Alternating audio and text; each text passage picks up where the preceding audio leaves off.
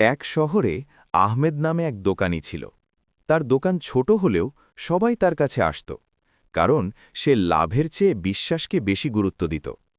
একদিন এক মহিলা তাড়াহুড়ো করে তার দোকান থেকে অনেক জিনিস কিনলেন। দাম মিলিয়ে তিনি টাকা দিলেন এবং চলে গেলেন। কিছুক্ষণ পর আহমেদ তার হিসাব মিলিয়ে দেখল, মহিলাটি ৫০০ টাকা বেশি দিয়ে গেছেন।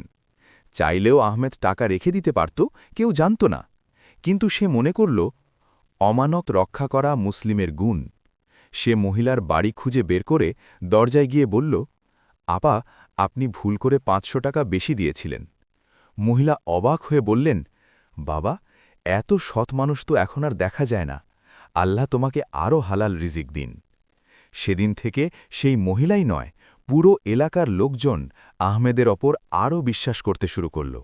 তার ছোট দোকানটি কয়েক বছরের মধ্যে বড় হয়ে গেল, কারণ সে সত্যবাদী ও আমানতদার ছিল। ভিডিও কেমন লাগলো কমেন্টে জানাতে ভুলবেন না।